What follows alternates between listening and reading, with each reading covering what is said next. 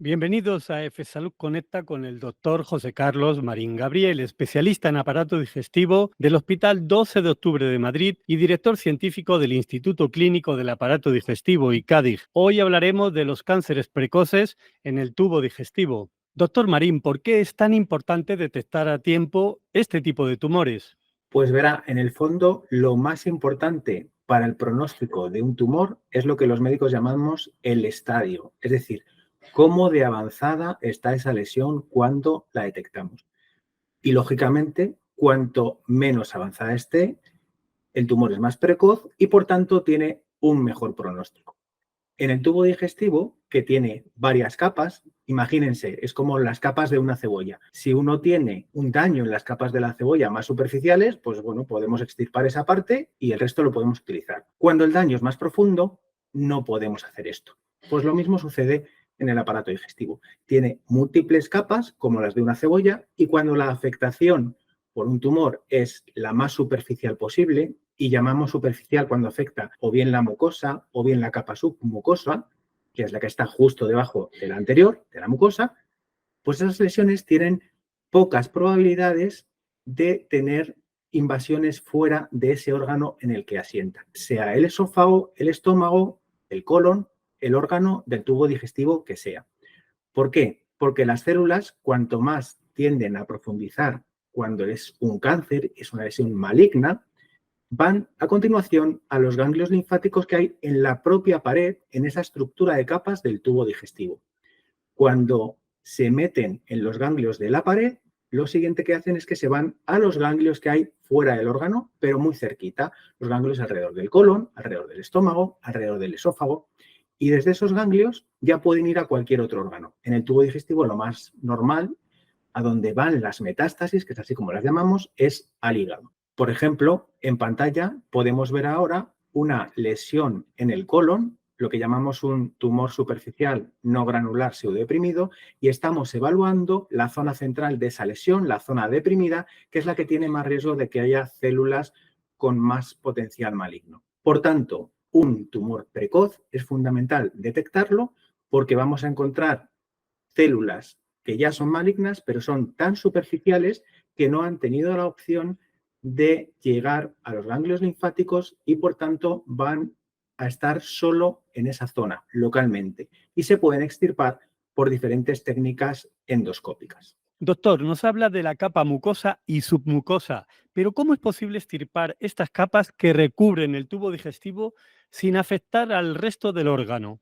Bueno, porque tienen un tejido de sostén, como decíamos antes con el símil de las capas de la cebolla, debajo de la submucosa hay más cosas. En el tubo digestivo hay una capa muscular, una capa serosa. En el esófago, por ejemplo, no hay capa serosa, pero siempre hay estructuras de sostén. De manera que el endoscopista puede, o bien mediante una técnica que se llama resección mucosa endoscópica, que es con una asa de polipectomía ir quitando fragmentos de la lesión y mandarlos a analizar, o puede hacer una disección submucosa. Aquí sí que nos metemos debajo del propio tumor, como si estuviéramos haciendo una microcirugía, como si nos estuviéramos metiendo debajo de la alfombra y vamos cortando muy poquito a poco hasta extirpar toda la lesión en bloque. Todas estas técnicas endoscópicas son muy relevantes porque podemos evitar al paciente una cirugía. Y evitar cirugías, al final, lo que podemos llegar a conseguir es que mantenemos toda la estructura normal del tubo digestivo. En una lesión del estómago, pues no habría que quitar el estómago. En una lesión del colon no habría que quitar un trozo del colon, sino solo la zona donde asienta el propio pólipo que ha malignizado. De esta manera se conserva la función del órgano, que es lo más importante. Eso implica que va a mejorar la calidad de vida del paciente. Y por supuesto, como decíamos al inicio, a mejor pronóstico, mejor supervivencia. Es muy improbable que un paciente que tiene un tumor precoz casi en cualquier tramo del tubo digestivo acabe falleciendo por ese tumor, porque es muy difícil que las células hayan ido a otros órganos, den metástasis y que comprometan la vida del paciente. Sería algo muy excepcional. Vayamos por partes. ¿Cuáles son los métodos de diagnóstico precoz en el cáncer epidermoide de esófago? Bueno, para empezar, decir que el cáncer epidermoide de esófago es un tumor un poco especial que también llamamos escamoso y se debe fundamentalmente a que el esófago, la parte alta del esófago, el cuerpo del esófago, casi al completo, casi hasta que llegamos a la región de transición con el estómago, tiene una mucosa que se parece mucho a la de la piel. Por eso lo llamamos escamoso. La diferencia con la piel es que no tiene la queratina superficial que tenemos en la piel, que ya saben, las células estas que se nos descaman. Bueno, eso el esófago no lo tiene, pero el resto de la estructura se parece mucho a la de la piel. Cuando sobre este órgano se desarrollan tumores, suelen ser tumores bastante agresivos, con lo cual es muy importante detectarlos precozmente. Para eso, el endoscopista, cuando hace una gastroscopia, tiene que estar muy avezado y saber detectar lesiones que muchas veces son muy sutiles. Cambios de coloración, irregularidades. ¿Hacemos cribado del cáncer de esófago? Habitualmente no existe cribado del cáncer de esófago epidermoide en nuestro medio. Lo que sí que hacemos es que en pacientes que sabemos que pueden tener más riesgo de tener este tipo de lesiones epidermoides de esófago, les hacemos exploraciones con cierta frecuencia para ver si llegan a desarrollar esas lesiones.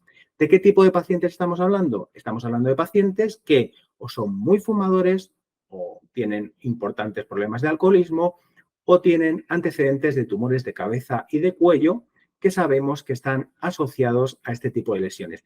También incluso personas que han tenido ingestas de lejías o de otros cáusticos a lo largo de la infancia tienen más riesgo de desarrollar epidermoides de esófago. Bueno, pues el endoscopista, cuando hace este tipo de endoscopias, baja muy despacio por el esófago y, si lo tiene a mano, preferiblemente emplea técnicas que ya hemos comentado en otros videoblogs de cromoendoscopia, bien digital, bien virtual o incluso de tinciones convencionales utilizando unos colorantes. En el caso del epidermoide de esófago utilizamos un colorante especial derivado del yodo que se llama Lugol.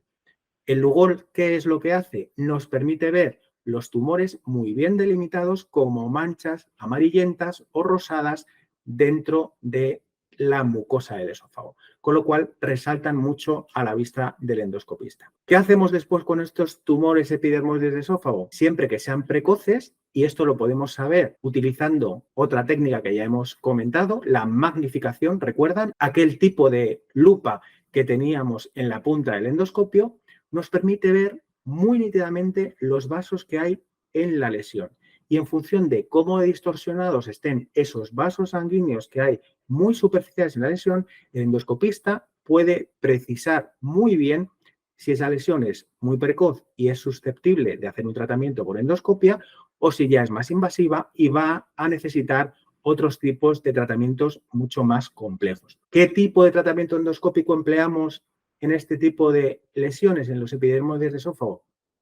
Habitualmente, salvo que sean lesiones muy pequeñitas que se puedan sacar en bloque con la mucosectomía o resección mucosa endoscópica, estamos hablando de lo mismo, lo que empleamos es la disección submucosa, porque nos permite sacar piezas de tumor mucho más extensas y hacer un diagnóstico al microscopio mucho más preciso. Y además, en el esófago, la disección submucosa es una técnica bastante segura. Es muy difícil tener complicaciones importantes en el esófago. Y sacar lesiones epidermoides en fragmentos puede hacer que no estudiemos bien el tumor y no podamos estar seguros de que sea un tratamiento curativo. Doctor, ¿y cómo se diagnostica el adenocarcinoma de Barrett?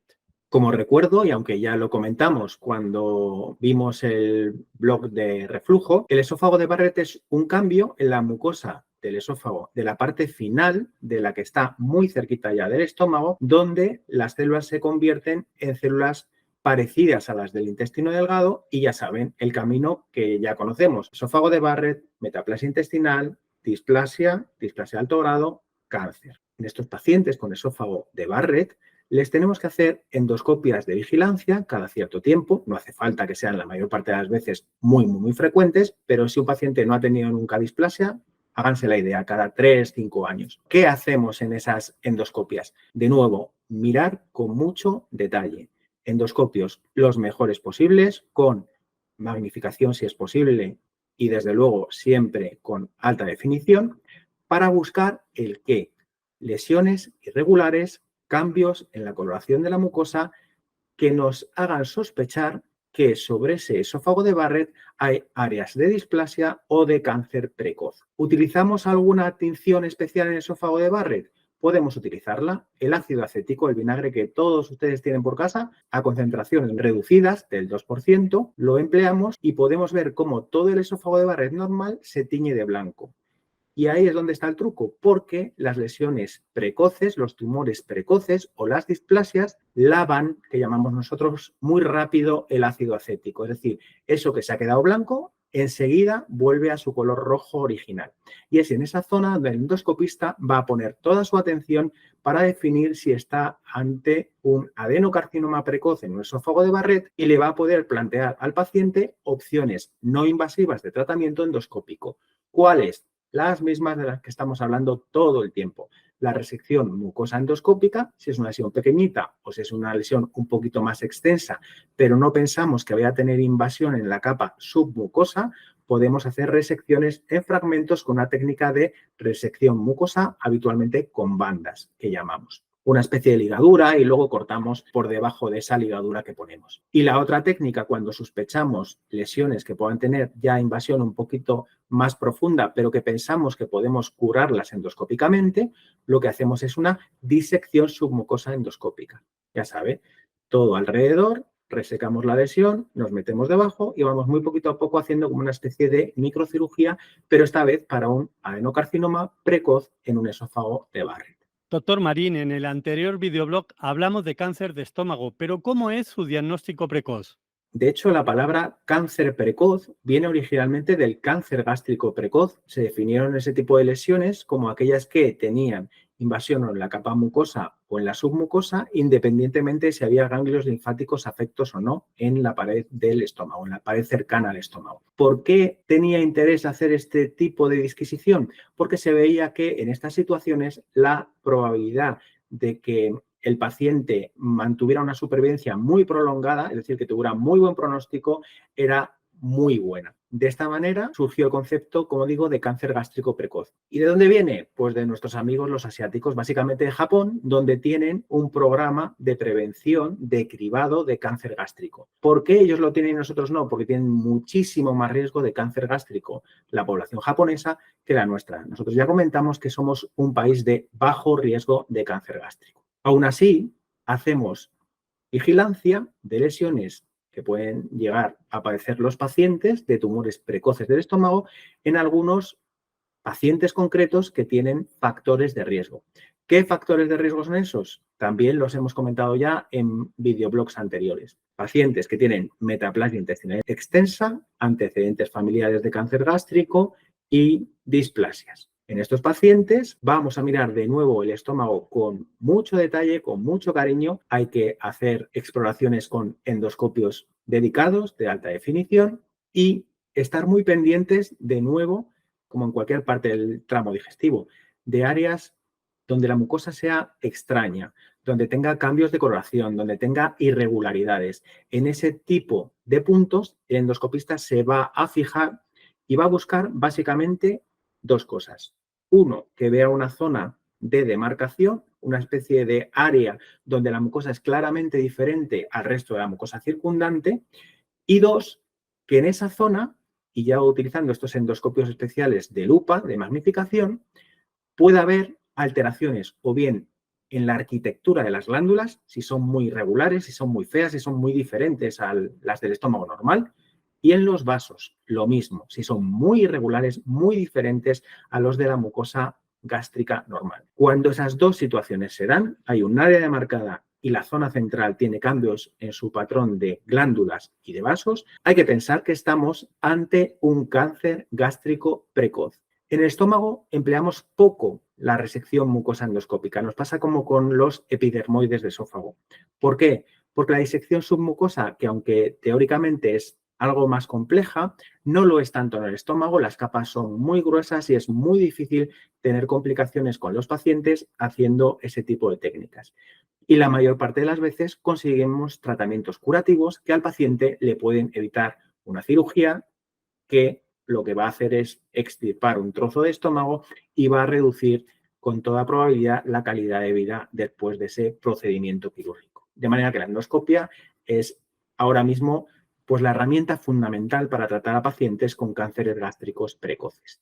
Doctor, ¿es posible realizar un diagnóstico precoz endoscópico del cáncer en el intestino delgado? Vaya por delante que los tumores del intestino delgado son muy, muy, muy infrecuentes. Pero claro, los encontramos. Hacemos tantísimas endoscopias que por supuesto que encontramos tumores en el intestino delgado. El fundamental, el que puede aparecer sin tener antecedentes familiares de ningún tipo, que estos son un grupo aparte que comentaremos a continuación, pues serían los adenomas duodenales, que llamamos no ampulares porque no afectan a la zona de la papila, de la desembocadura de la vía biliar, y que están habitualmente en la segunda porción del duodeno. ¿Eso dónde está? Eso está pasado el estómago, pasamos el píloro y ya llegamos al duodeno, que es la primera parte del intestino delgado. El duodeno se divide en 3 partes, primera, segunda, tercera, y en la segunda es la más habitual. Puede haber básicamente 2 tipos de lesiones, que puedan ser pequeñita y pueda ser fácil de quitar, o que puedan ser lesiones muy extensas. No es raro que los adenomas duodenales que aparecen esporádicamente, porque el paciente no tiene ningún antecedente en su familia de nada, ni ninguna otra cosa que lo sugiera, que puedan ser lesiones bastante extensas. Aunque el curso es bastante benigno. Sabemos que los pacientes pueden estar con los adenomas duodenales mucho tiempo en el duodeno, creciendo en la superficie, pero con muy poquita tendencia a invadir, lo cual nos da un margen, una ventana de tratamiento muy buena.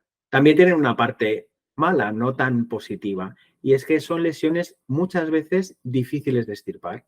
Esa especie de marco que hace el duodeno implica que el endoscopista se va a encontrar muchas veces las lesiones en zonas muy anguladas de difícil acceso para el gastroscopio, donde quitarlas no va a ser nada fácil muchas de las veces. Pero también hay otros problemas en el duodeno, y es que es la zona donde esas famosas capas de cebolla que hablábamos al principio del tubo digestivo son mucho más finas. De manera que si hay alguna complicación en algún área del tracto digestivo, sobre todo de riesgo de perforación durante un procedimiento endoscópico, estaríamos hablando, sin duda, a cualquier endoscopista sería el sitio que primero se le ocurriría, el duodeno. Porque ya no es solo que durante el propio procedimiento pueda producirse una perforación, es que puede suceder como, acuérdense, está muy cerca la salida del jugo pancreático y del jugo biliar.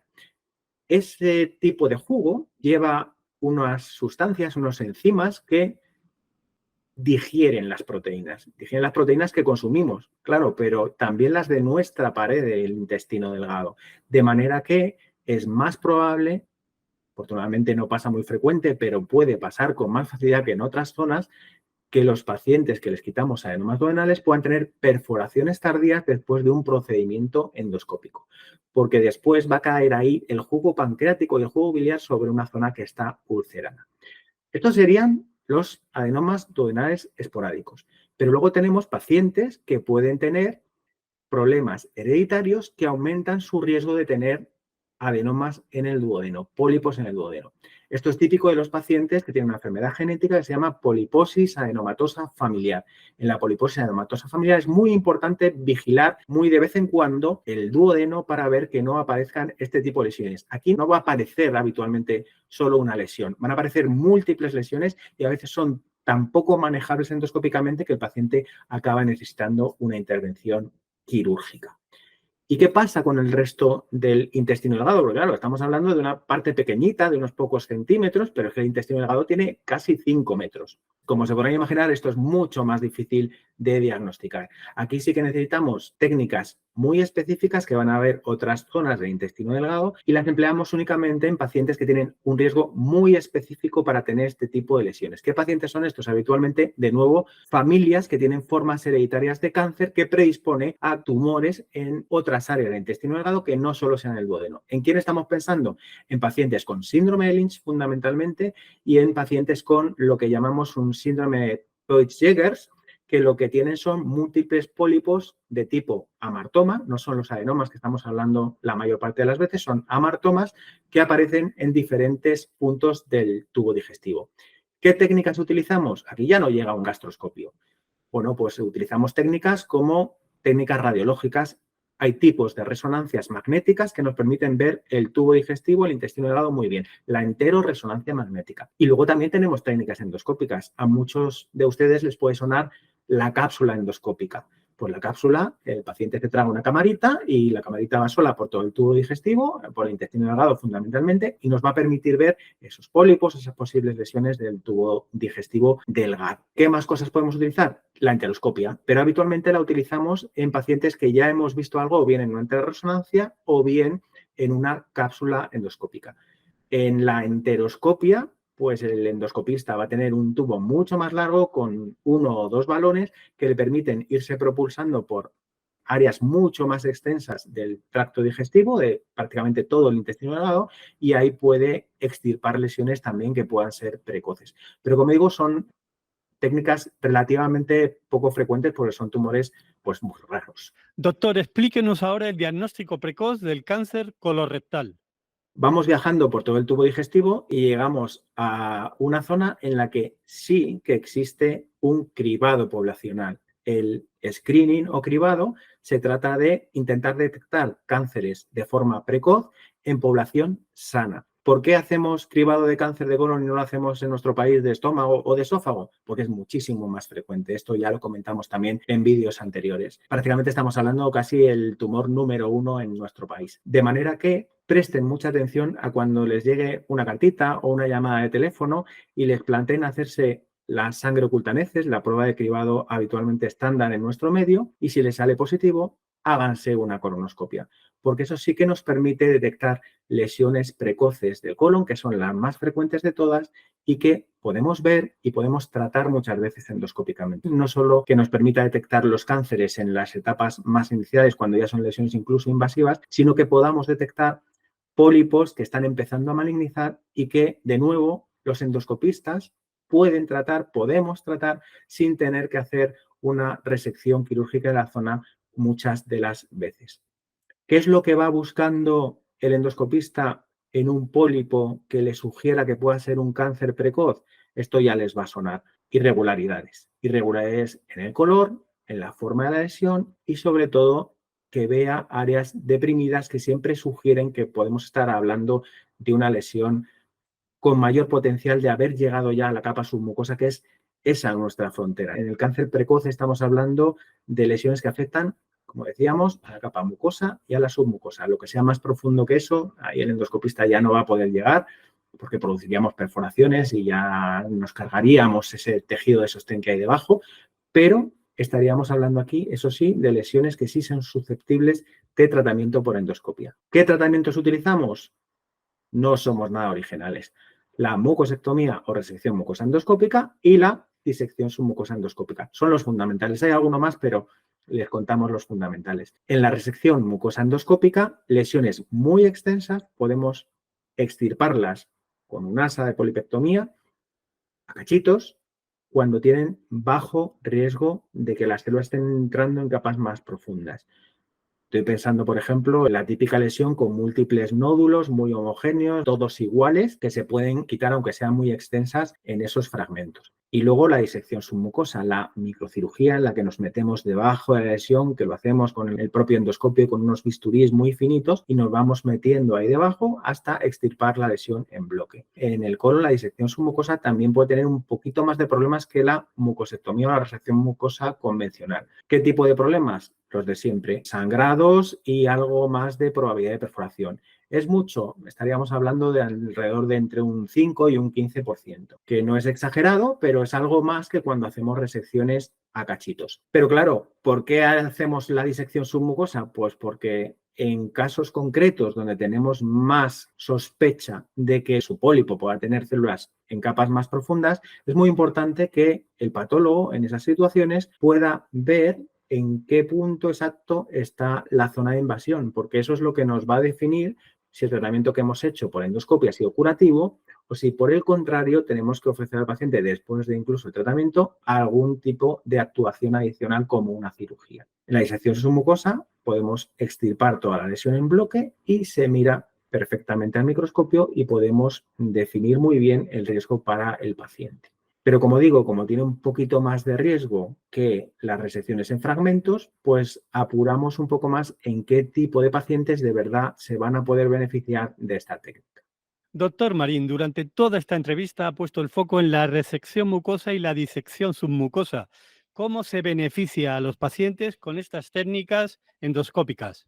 Bueno, pues como llevamos diciendo gran parte de este vídeo, lo que intentamos es evitar tratamientos más invasivos a nuestros pacientes. Lo siguiente más invasivo que hacemos después del tratamiento endoscópico, lógicamente, es la cirugía. Con lo cual, lo que pretendemos es evitar a los pacientes las cirugías. ¿Para qué? Para mantener la estructura anatómica normal, que el tubo digestivo siga estando en su sitio, que no perdamos el tránsito, que la nutrición del paciente sea lo mejor posible, de manera que le ofrezcamos mejorías en la calidad de vida que a veces la cirugía puede complicar. Por ejemplo, fíjense, la cirugía en los cánceres de esófago es muy problemática, da muchos problemas. En el colon, en algunos tramos no tanto, pero por ejemplo en el recto, los pacientes a veces tienen que llevar una bolsa para poder superar y mantener su vida más o menos normal después de haber sufrido un cáncer de recto. Claro, si conseguimos detectar lesiones más precozmente sin que necesiten una cirugía, podemos extirpar localmente donde está ese pólipo malignizado, ese cáncer precoz, y el paciente sigue con su esófago, sigue con su recto en su sitio, pues obviamente todo parecen ventajas. Aquí nunca todo es blanco y negro. Puede pasar que en algunas situaciones podamos, por supuesto, hacemos técnicas médicas, producir complicaciones. La resección mucosa endoscópica, esto que hacemos, que sacamos las lesiones a cachitos con una sala de polipectomía, pues se complica pocas veces, pero puede pasar. Pueden producirse sangrados en los siguientes días y pueden producirse incluso perforaciones, o bien durante el procedimiento endoscópico o bien en los días siguientes. ¿Esto es muy frecuente? No, es muy infrecuente, pero por supuesto que hay pacientes a los que les puede pasar. Cuando la perforación en una resección mucosa endoscópica es pequeñita, no es especialmente grande, pues la podemos cerrar con clips e incluso el paciente se podría ir muchas veces hasta casa el mismo día de la prueba. Pero a veces pueden producirse complicaciones un poco más importantes, una perforación más grande y el paciente puede necesitar una cirugía ese día porque hayamos tenido una complicación más importante. Eso con la resección mucosa endoscópica. Con la disección submucosa volvemos a sus ventajas. Su ventaja, sacamos toda la pieza en un solo fragmento. Eso es mucho más preciso de analizar para nuestros compañeros y compañeras de los servicios de anatomía patológica. Van a poder definir muy bien, precisar muy bien hasta dónde llegan las células malignas. Si hay vasos linfáticos dentro del tumor que ya tengan células malignas dentro, o si en alguna zona del cáncer precoz las células son especialmente feas. Todas esas cosas y alguna más pueden hacer que no consigamos un tratamiento curativo y eso a veces solo se consigue sacando la pieza en un solo bloque. ¿Problemas que tiene la disección submucosa? Bueno, para los endoscopistas, que es una técnica que requiere un aprendizaje mucho más largo. Es una técnica muy fina. Cuando hablaba de una microcirugía no es que le vayamos a abrir a nadie la tripa para quitarle las cosas. Ya saben que esto siempre lo hacemos todo por endoscopia, pero requiere un entrenamiento muy fino porque es como estar con una especie de alfilerito muy finito, ir cortando por debajo de la capa más superficial, de la capa submucosa y muy finamente intentar no hacer daño en la siguiente capa en profundidad, que no se crean que está tan lejos, está cerquita. Para los pacientes, en general, son procedimientos más largos. Por lo general, en una resección mucosa endoscópica, el procedimiento suele ser relativamente corto, enseguida acabamos, el paciente se va pronto a casa. En la disección submucosa, el procedimiento es más largo. Estamos hablando de horas, que pueden ser 4 y 5 horas. No es una cosa que sea muy rápida. Y habitualmente en estos casos, a este tipo de pacientes los solemos dejar ingresados al menos 24 horas porque, como les decía, puede haber un poquito más de riesgo de la complicación más temida que tenemos, que es la perforación. Como digo, habitualmente es infrecuente, pero es mejor vigilar. ¿Y qué más sucede con la disección submucosa? Pues que es un procedimiento que, como tiene cierta mayor complejidad y que puede producir algo más de complicaciones a los pacientes, intentamos, como decía antes, afinarlo mucho en algunos órganos. Es el procedimiento de elección la mayor parte de las veces en el esófago, sobre todo en el epidermoide, pero también en muchos pacientes con esófago de Barrett. Desde luego es de elección en el estómago. En el duodeno es mejor no usarla. Es una técnica muy compleja y con alto riesgo de complicaciones. Y en el colon, de nuevo, como vuelve a tener las capas finitas, como hablábamos del duodeno, pero son un poquito más gruesas, lo suficiente como para que podamos hacer la disección ahí con más seguridad, pero aún así todo intentamos, como decía, precisar mucho qué tipo de lesiones se van a beneficiar más y a qué pacientes le podemos evitar con mayor claridad una cirugía si les hacemos esa técnica que no se beneficiarían con una más sencilla como es la resección mucosa endoscópica. Esto a veces son decisiones difíciles de tomar, pero hay que tomarlas y hay que ir adelante con este tipo de tratamientos. ¿Y cuáles son los factores de riesgo comunes para estos cánceres precoces del tracto digestivo? Yo siempre le digo a mis pacientes que hay dos grandes grupos de factores de riesgo. Sobre aquellos que podemos actuar, los factores ambientales que llamamos los médicos, que siempre somos un poco cursis, y los factores que no podemos evitar, que vienen con nosotros, que son los factores genéticos. Como lo que nos interesa es aquí el qué podemos evitar, pues hablaremos sobre todo de los factores ambientales. Lo más importante es, ¿qué le quita a usted de hacer el médico cuando va a la consulta? Tabaco y alcohol. El tabaco y el alcohol son las causas más frecuentes de cáncer en el tubo digestivo. Prácticamente en cualquier área del tubo digestivo que usted pueda pensar, el tabaco y el alcohol pueden estar implicados. Muchas veces los pacientes en la consulta, los que tienen múltiples pólipos en el colon o cáncer de colon, cuando le dices, bueno, pues la causa más probable es que haya sido su hábito de fumar, la gente se queda muy sorprendida porque casi todo el mundo asocia el tabaco con los problemas respiratorios y casi nadie piensa o no existe esa información, bueno, pues a nivel general de que el tabaco es también muy malo para los pólipos y para el cáncer de colon. Por supuesto, también para otros órganos digestivos, como decía.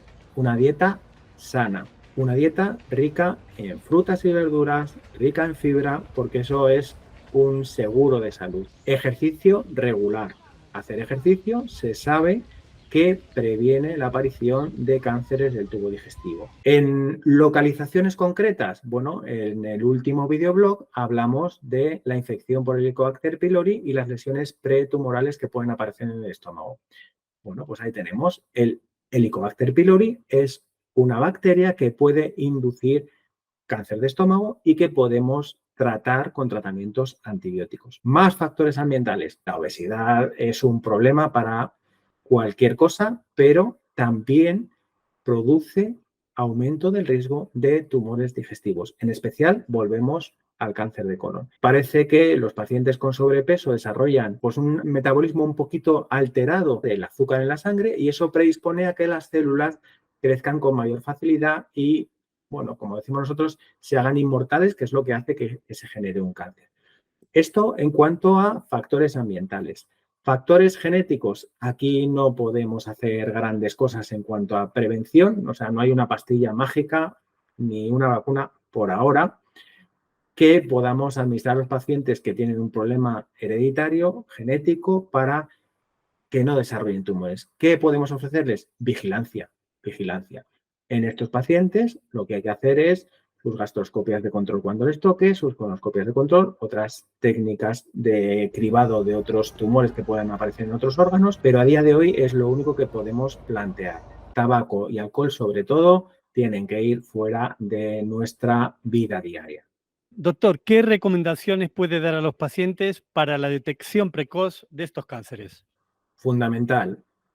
En cualquier persona de más de 50 años, hágase la prueba de cribado de cáncer de colon, el test de sangre cutaneces, y si le sale positivo, no se asuste y vaya a hacerse una colonoscopia. Y si le sale negativo, ya sabe, igual tiene suerte, se va haciendo sus sangres ocultas en heces cada 2 años y nunca hay que hacerle una colonoscopia. Ese como factor fundamental.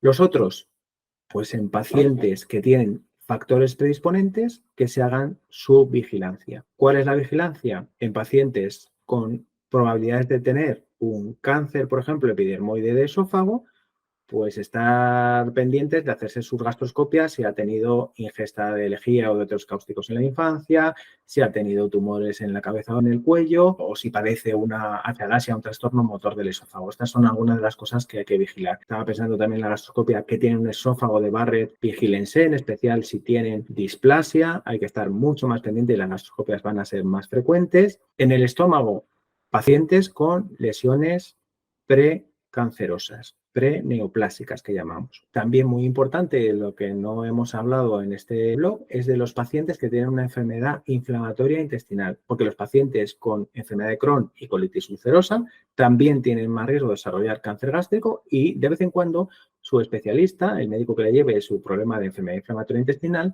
le va a pedir alguna colonoscopia, ya no por ver la actividad de la enfermedad, sino por ver si aparecen lesiones precoces tumorales que podamos extirpar endoscópicamente y que podamos hacer tratamientos curativos sin que aquello vaya más. Doctor José Carlos Marín Gabriel, especialista en endoscopia del aparato digestivo. En el próximo videolog nos adentraremos en el interior del tubo digestivo. Saludos. Muchas gracias a todos y nos vemos en la próxima entrega de este videoblog.